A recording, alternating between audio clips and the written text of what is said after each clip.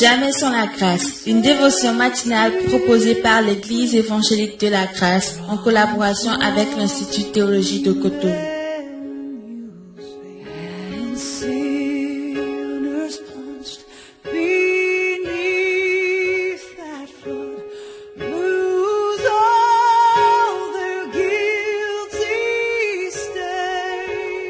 Bonjour chers amis, chers internautes, nouvelle journée, nouvelle semaine, bienvenue dans cette nouvelle provision du jour. Précieux Jésus, tu es vraiment merveilleux, ta parole est toujours d'actualité, elle a de l'avance sur son temps et ce matin, instruis-nous encore au travers la précision de ta parole Jésus.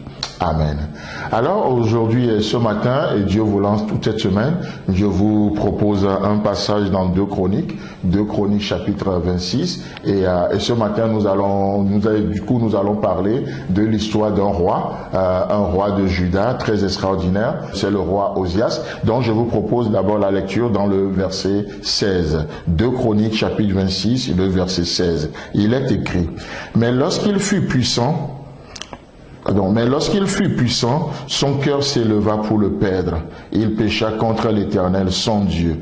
Il entra dans le temple de l'Éternel pour brûler des parfums sur l'autel des parfums. Amen. Donc, comme je le disais, il est question du roi Osias. Osias, c'est qui? C'est le fils du roi Amathia, dont on avait parlé il n'y a pas longtemps. Et donc, Osias va régner après son père Amathia sur le royaume de Juda. Et il va régner pendant 52 ans. Waouh, il a régné même plus que son père. Donc 52 ans. Et dans d'autres versions de la Bible, vous allez voir, il s'appelle aussi Azaria. Donc c'est le même roi. Osias ou Azaria, c'est le même roi. Et ce qui est extraordinaire, c'est de voir la signification de son nom. Son nom Osias ou Azaria, ça veut dire « Ma force est l'Éternel ». Ma force est l'Éternel.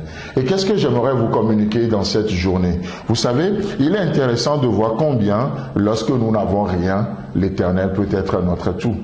Oh, quelqu'un qui n'a pas de l'or, qui n'a pas l'argent, il dira quoi? Oui, mais l'Éternel est mon or, l'Éternel est mon tout. Quelqu'un qui n'a rien, il dit, mais l'Éternel est mon tout.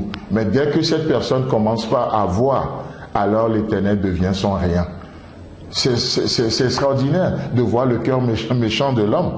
Et c'est ce que ce verset, le verset 16 nous dit. Que donc ce jeune homme ou ce roi, je vais dire, il a accédé au trône à l'âge de 16 ans.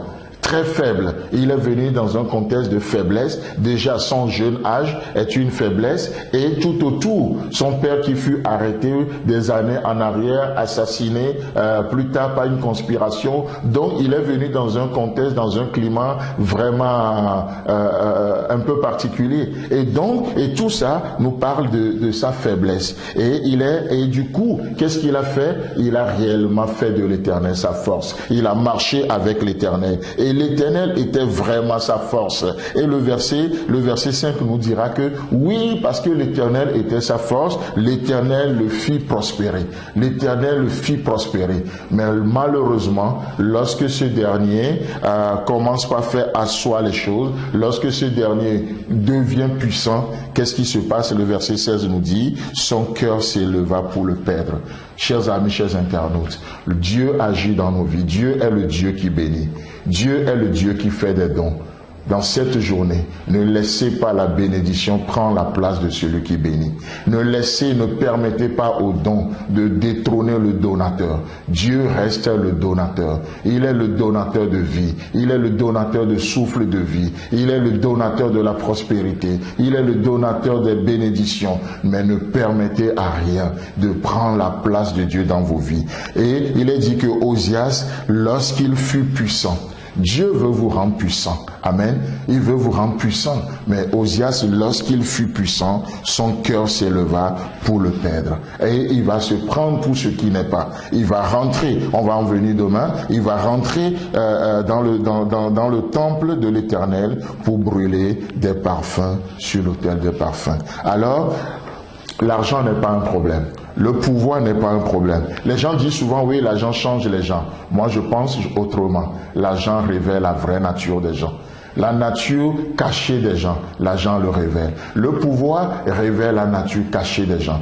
Les gens sont juste ce qu'ils sont. L'argent n'est pas le problème. L'argent revêt le caractère de celui qui le possède. Si vous êtes généreux, votre argent sera généreux comme vous. Mais laissez-moi vous dire que si vous êtes cruel, malheureusement, votre argent va révéler votre vraie nature. Peut-être que la pauvreté a caché il y a longtemps. L'argent, c'est un révélateur. Josias devient puissant et malheureusement, son cœur s'éleva pour le perdre. Chers amis, chers internautes, marchons dans l'humilité, continuons avec Dieu et vous pouvez faire toute la différence. Amen.